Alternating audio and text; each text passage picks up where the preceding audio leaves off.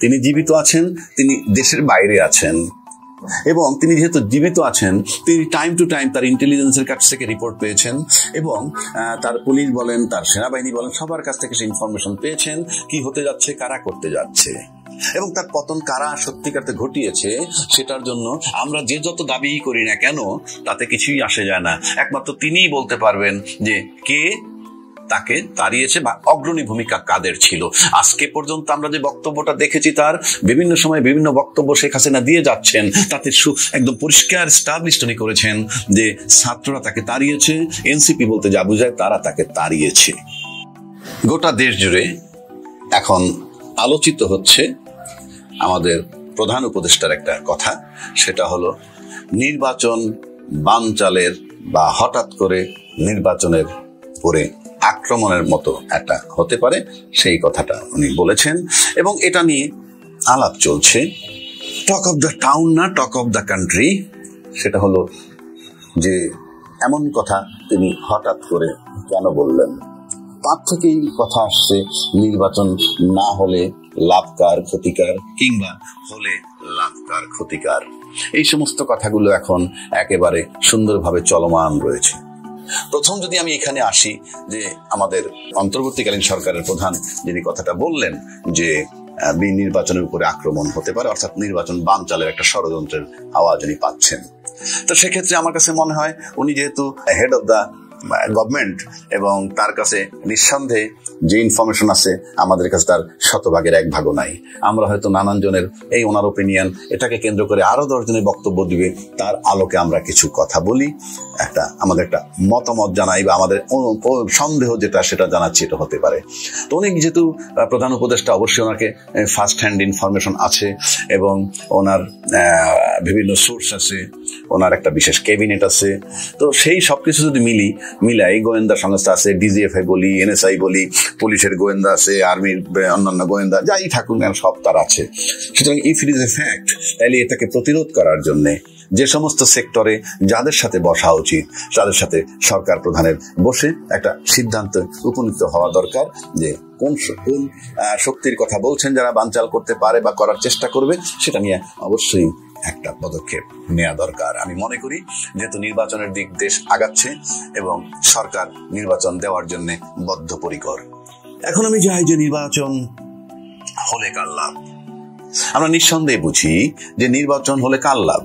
যেই দল মনে করে যে নির্বাচন হলে পরে তাদের বিজয় হওয়াটা মোটামুটি সুনিশ্চিত, ন্যাচারালি তাদের লাভ হবে এবং তারা সেই লাভটা অবশ্যই চাইবে। আর এখন যদি আমরা অন্যভাবে একটু ব্যাখ্যায় যাই, তাইলে নির্বাচনে যদি না হয় তাহলে লাভ কাদের? কারণ নির্বাচন যদি না হয় কথাটা আসছে কেন? কথাটা আসছে যে কতগুলা জিনিসের গ্যারান্টি খুব দরকার বাংলাদেশে এই মুহূর্তে, যে পতিত সরকারে বিচারিত করছে বাংলাদেশের জনগণ কিংবা বিভিন্ন রাজনৈতিক দল, সবাই বলে রাজনৈতিক দল দাবি করে তারা সবাই মিলে তাড়িয়েছে। এক্ষেত্রে একটা কথা বলে রাখা দরকার যে আসলে এই জাজমেন্টটা কে দিবে যে নির্বাচনে কার ভূমিকা বা কোন দলের ভূমিকা সবচেয়ে বেশি নির্বাচনে এই পতিত সরকারকে পতন ঘটানোর জন্য? এটা একটা এক্সাম্পল না, এটা যদি বাস্তবটা হলেই যে যাকে তাড়ানো হয়েছে তিনি এখন জীবিত আছেন। যেমন আমরা আদালতে যখন মামলা হয় যে অভিযোগ করেন সে যদি বেঁচে থাকেন, তখন আদালতে সে দাঁড়ায় যার কথা বলবে যে আমার ক্ষতিটা ইনি করছেন, মিস্টার এক্স অথবা মিস্টার ওয়াই করছেন, তাহলে সেটার একটা গুরুত্ব থাকে, ব্যাপকভাবে গুরুত্ব পায় যেহেতু সে জীবিত। কিন্তু হত্যা মামলার বেলায় যিনি হত্যা হয়ে যান তার কিন্তু কোনো বক্তব্য থাকে না, সে তো মৃত, তাকে কে হত্যা করেছে সে তার তো বলার সুযোগ নাই দেখে থাকলেও, কারণ সে তো মৃত। তখন ওই আশপাশের সাক্ষ্য প্রমাণ নানান দিক থেকে বিবেচনায় নিতে হয়।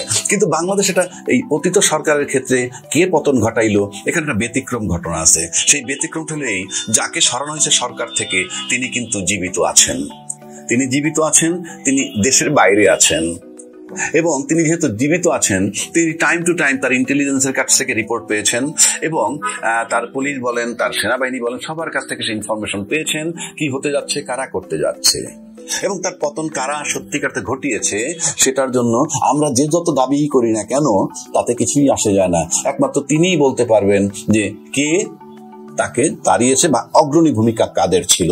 আজকে পর্যন্ত আমরা যে বক্তব্যটা দেখেছি, তার বিভিন্ন সময় বিভিন্ন বক্তব্য শেখ হাসিনা দিয়ে যাচ্ছেন, তাতে একদম পরিষ্কার স্টাবলিশ উনি করেছেন যে ছাত্ররা তাকে তাড়িয়েছে, এনসিপি বলতে যা বুঝায় তারা তাকে তাড়িয়েছে। এখন পর্যন্ত এটা বোঝা যায়, কারণ অন্য কোন দলকে সে এখন পর্যন্ত এইভাবে এমন কোন বক্তব্য রাখেননি যে তাকে পতিত সরকারে পতন ঘটানোর ক্ষেত্রে আর কোন রাজনৈতিক দলের নাম তিনি তেমন ভাবে বলেননি। সুতরাং এবং দেখা যাচ্ছে যে শেখ হাসিনা বা আওয়ামী লীগের সাথে সবচেয়ে বেশি শত্রুতা এখন চলমান রয়েছে এনসিপির সাথে, এবং এই এনসিপির সাথে আওয়ামী লীগের বিরোধ। এখন এনসিপির সাথে আর যার যার বিরোধ আমাদের দেখা যাবে, দৃশ্যমান যদি হয় যে এনসিপির সাথে যাদের যাদের বিরোধ, তারা বেয়াদব, তারা চাঁদাবাজি করে, তারা লুটতরাজ করে, সেটা একটা আসপেক্ট। কিন্তু যদি তাদের সাথে বিরোধিতা যারা করবে, সুতরাং যদি আমরা দেখি, তাহলে ধরে নেওয়া যায় যে আওয়ামী লীগের পক্ষে তারা কাজ করছে, 1 নম্বর। 2 নম্বর হচ্ছে এই যে এনসিপির যাদের কথা বললাম, যদি নির্বাচনটা হয়ে যায়, নির্বাচন হয়ে গেলে এরা ক্ষতিগ্রস্ত হবে এবং এদের ঝুঁকি আছে, তারা বিচারের মুখোমুখি হতে পারে। কারণ আমরা বাংলাদেশের ট্রেন্ড দেখে আসতেছি, কারণ 1 জুলাই সনদ নিয়ে তালবাহানা লম্বা সময় হয়েছে। সবাই যখন দাবি করে যে আমরা জুলাই চেতনার পক্ষের, তাহলে জুলাই সনদের আইনি ভিত্তি নিয়ে এত গড়িমসির মানি হচ্ছে জুলাই বিপ্লবের সৈনিক বা হিসাবে যারা বিপদগ্রস্ত হবে। হ্যাঁ, তাই যারা বিপদগ্রস্ত হবে তারাই টেনশনে আছে। যদি যারা যারা স্বাক্ষর করছে, সব দলই স্বাক্ষর করে যারাই করছে, তারা যদি মনে করত যে এটার আইনি ভিত্তি না দিলে পরে বিপদগ্রস্ত হবে, তাহলে তারা আইনি ভিত্তি দেওয়ার জন্য চিৎকার করতে এবং পলকে হয়ে যেত। যেহেতু এটা হচ্ছে না, আইনি ভিত্তি নিয়ে এত জটিলতা, সেটাকে কেন্দ্র করে গণভোট পর্যন্ত আসছে, তার মানে হচ্ছে যে নির্বাচন যদি হয়ে যায় তাহলে বিপদগ্রস্ত হবে সেই ছাত্রগুলো সবচেয়ে বেশি, এবং তারা ডেফিনেটলি চাইবে না নির্বাচন হোক। আমি দোষ আর গুণ বলছি না, কারণ একটা নির্বাচন যদি কোনো একটা গোষ্ঠীর যারা পতিত সরকারকে তাড়িয়েছে, এই ফ্যাসিবাদ, তারা যদি বিপদগ্রস্ত হয়ে যায়, এটা তাদের দুশ্চিন্তার কারণ থাকবেই। সুতরাং নির্বাচন হলে পরে তারা ক্ষতিগ্রস্ত হয়, তারা না হওয়াটাই চাইবে। আবার জামাত নিয়ে কথা আছে কি, যে তারা নাকি সব জায়গায় প্রভাব বিস্তার করতেছে, এবং আমরা কিন্তু দেখেছি যে হ্যাঁ, মাঠে বাইরে বের হলে দেখা যায় যে জামাতের একটা প্রভাব আছে সর্বত্র, সেটা বোঝা যায়, এটা বোঝা যায়। এবং সেক্ষেত্রে জামাত যদি ভাবে যে দলীয় নির্বাচনের মধ্যে যখন দলীয় একটা সরকার হয়ে যাবে, তখন তাদের এই প্রভাব থাকবে না।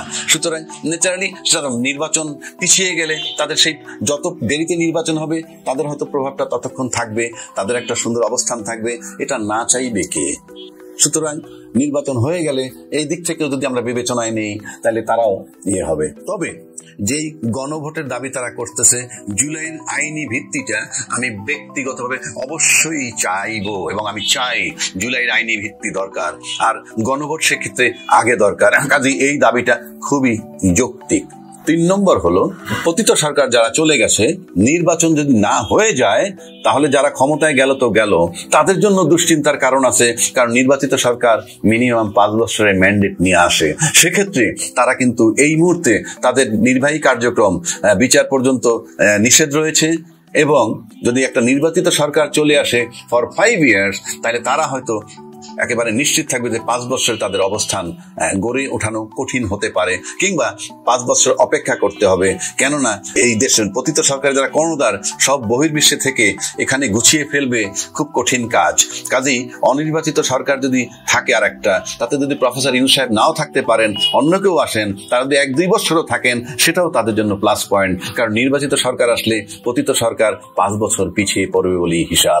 সুতরাং নির্বাচন যদি হয়ে যায়, তাহলে এনসিপির ঝুঁকি আছে, আওয়ামী লীগ 5 বছরের জন্য বাইরে থাকতে হবে, পাশাপাশি জামাত তার প্রভাব যেটা আমরা ফিল করি বা আমরা দেখি, সেটাও তার বিনষ্ট হবে। সুতরাং না হওয়ার দিকে থাকতেই পারে। কিন্তু যে যুক্তিটা সামনে আছে গণভোট, সেটা দেশ, রাষ্ট্র, জনগণ তাদের সবার জন্যই মঙ্গলজনক। এই কারণে যে একটা বিরাট বিপর্যয়, বিপ্লব ঘটে গেছে বাংলাদেশে, সেটাকে একটা সুন্দর কাঠামোর মধ্যে সাজিয়ে নিয়ে আসা। আজকের নির্বাচন যদি এইভাবে হয়ে যায়, এই অবস্থায় হয়ে যায়, আমরা জাস্ট যে পতিত সরকার যে 5 আগস্ট চলে গেছিল যে কারণে, ঠিক সেই জায়গাটায় আমরা আবার বসে যাব, কোনো সন্দেহ নাই। নাম্বার 1। নাম্বার 2 হচ্ছে যে আজকে আজকে যদি নির্বাচন হলে পরে যে সরকারটা ক্ষমতায় আসবে আমরা জানি না কোন দল আসবে। আমরা জামাতের আলোচনা করলাম, এনসিপির আলোচনা করলাম, বিএনপির কথা বললাম, সবই বললাম। আমরা কে আলোচনায় মানে কে নির্বাচিত হবে, কোন দল ক্ষমতায় যাবে, স্বাভাবিক নিয়মে বলতে পারাটা উচিত নয়, আমরাও বলতে পারি না, বাট অনুমান করতে পারি। কিন্তু প্রশ্ন হচ্ছে রাজনীতি যেভাবে এগুচ্ছে আর যে সংস্কারের দিকে হাত দিয়েছিল ঐক্যমত্য কমিশন, তারা যদি সেগুলো করে নির্বাচন না করতে পারে আর যদি নির্বাচন হয়ে যায়, কথার কথা বলছি, তাহলে বিষয়টা এমন হতে পারে যে বাংলাদেশের মানুষ হয়তোবা তখন যদি নির্বাচন হয়ে যায়, আমি বারবার বলছি নির্বাচন হয়ে যায়, তাহলে যে পরিস্থিতিটা হতে পারে বলে আমরা অনুমান করছি, কারণ এখন পর্যন্ত গণভোটের দাবি রয়ে গেছে, পিআর পদ্ধতির দাবি রয়ে গেছে, বিচার সংস্কার আগে সেই দাবি রয়ে গেছে, শাপলা ফুলের দাবি রয়ে গেছে, লেভেল প্লেইং ফিল্ডের দাবি রয়ে গেছে, বহু কিছু রয়ে গেছে।